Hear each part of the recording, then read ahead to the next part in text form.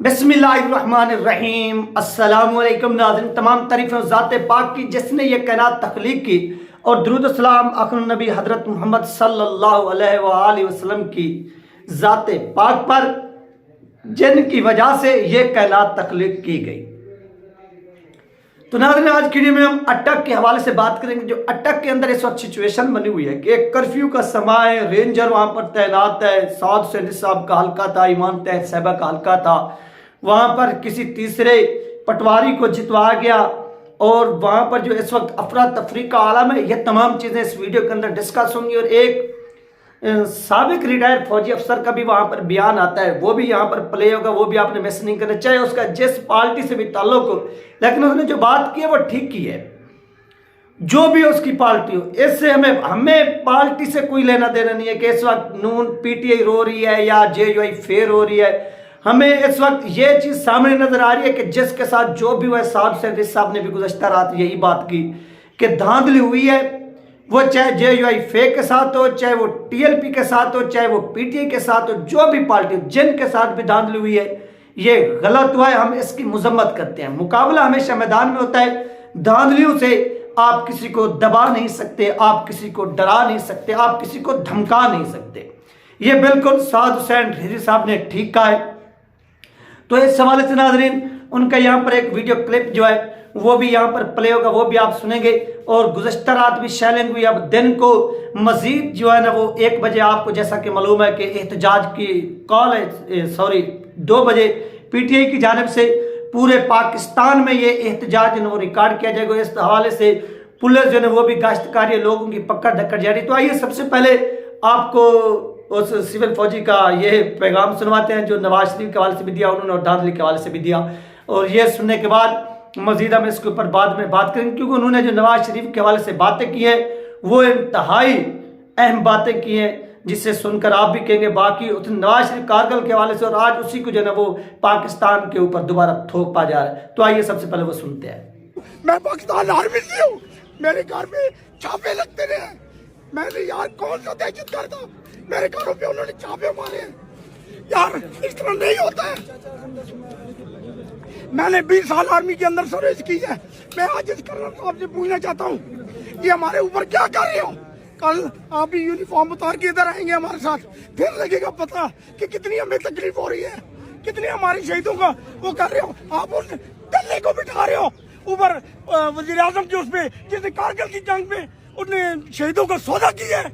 मैं वो सौदा नहीं होने दूंगा। मैं गाजी हूँ।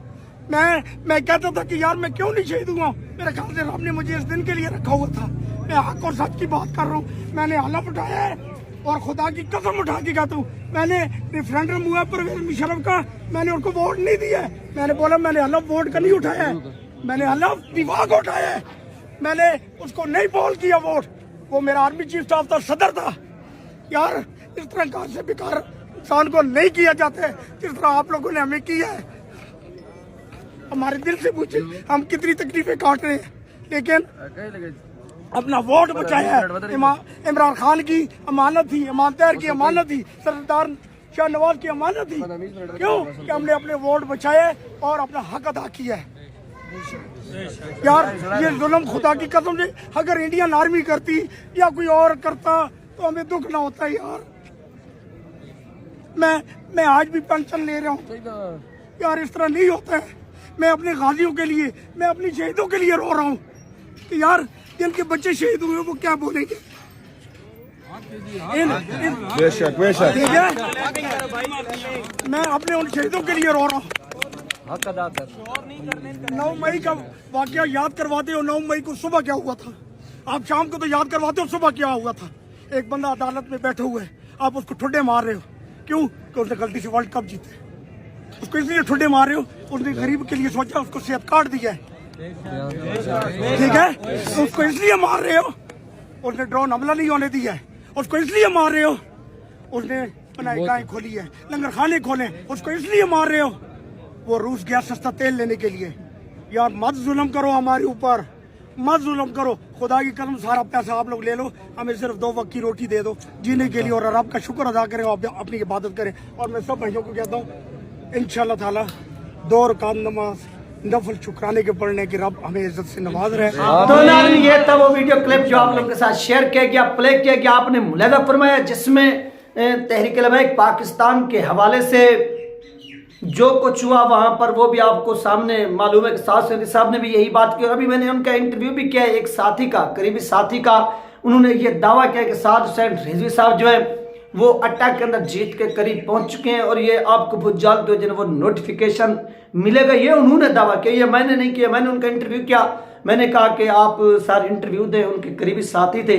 तो वो इंटरव्यू इंशाल्लाह इस वीडियो के बाद जो है ना वो नेक्स्ट प्ले होगा, उसको आपने मिस नहीं करना, देखना है। क्योंकि सबसे पहले जो गंभीर सिचुएशन बनी हुई है वो बनी हुई है अट्टा की इस सूरत हाल को हमने क्या करना है, कौम के सामने रखना है, कौम को दिखाना है कि अट्टा के अंदर ये मामलात जो हैं ये इस वक्त हो रहे हैं और इन मामलात को हाईलाइट करना ये हम सब का फर्ज है और इसको हाईलाइट करना चाहिए। और आप खुद देखें कि अट्टा के अंदर ये सूरत हाल क्यों बनी है। आज मजीद यहाँ पर सूरत हाल जो है वो खराब होगी, वो किस तरह से और कैसे होगी वो भी आप देखेंगे। क्योंकि आज का दिन इंतहाई अहमियत काबिल है। क्यों?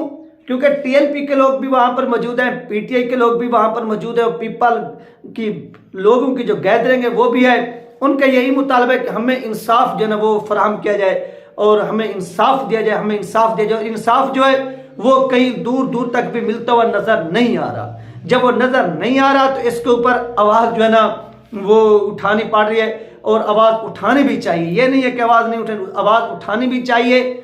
और जो लोग इसके ऊपर खामोश हैं उनको खामोश नहीं रहना चाहिए। और बहुत से लोग हैं यार जो कहते हैं कि साद हुसैन साहब खामोश हैं, ये कि वो यार आप खुद देखें कि इस वक्त पीटीआई के लोग अगर एहतजाज कर रहे हैं तो उनके साथ क्या हो रहा है, लाठीचार्ज हो रहा है, शेलिंग हो रही है, लोगों को मारा जा रहा है। के अंदर क्या हुआ है कि 4-5 लोग जो है ना वो अपनी जान जो है ना वो खो बैठे।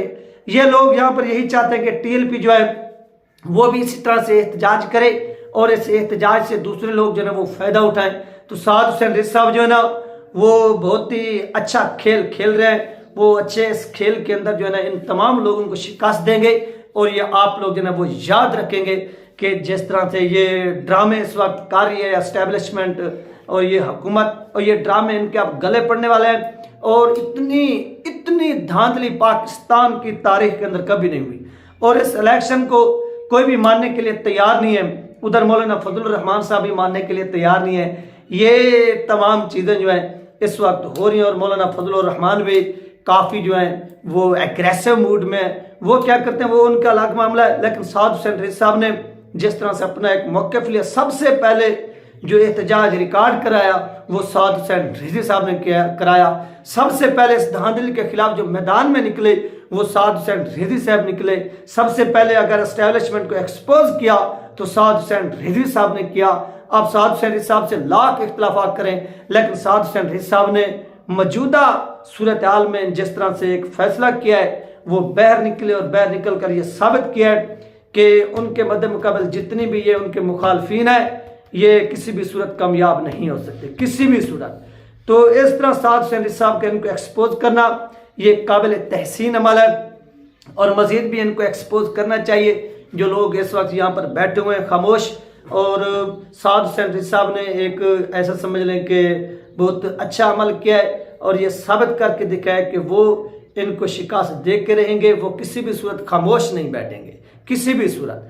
अब देखना ये कि नेक्स्ट वो अपनी जो तहरीक का एक आगाज़ करने जा रहे हैं। साद हुसैन रिजवी साहब अपनी एक तहरीक का आगाज़ करने जा रहे हैं। जो उन्होंने एक इशारा दिया कि वो गलियों में निकलेंगे, आपके सिटियों में आएंगे, यानी सिटीज़ में आएंगे, हर जगह पहुंचेंगे इस धांधली के खिलाफ और इसको बेनकाब करेंगे।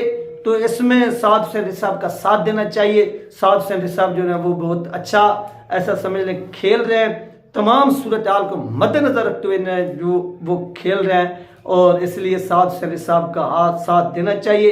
जो लोग क्या कर रहे हैं, मुखालफत कर रहे हैं, उनको भी शिकस्त होगी। ये भी पूरा पाकिस्तान देखेगा, ये भी पूरी दुनिया देखेगी। बाकी क्या कुछ होता है वो भी आपको मालूम है कि इस वक्त जो सिचुएशन बनी हुई है वो इंतहाई ख़तरनाक बनी हुई है। और राना मुबशिर जो नून लीग के चमचे थे वहाँ पर उनको भी अवाम ने घेरा और घेर कर उनके खिलाफ नारेबाजी की कि आप जो है ये गलत कर रहे हैं, किसी भी सूरत आपको ये नहीं करना चाहिए। ये नाज़रीन इस वक्त की सिचुएशन बनी हुई है जो आप लोगों के साथ शेयर की जा रही है और आपने मुलाजा फरमाई है। इस सवाल से जैसे मजीद अपडेट मिलेगी इंशाल्लाह वो भी आप लोगों के साथ शेयर कर दी जाएगी। तब तक अपना ख्याल रखिएगा, मुझे दुआ में याद रखिएगा। मिलते हैं नेक्स्ट वीडियो में। अल्लाह हाफिज़।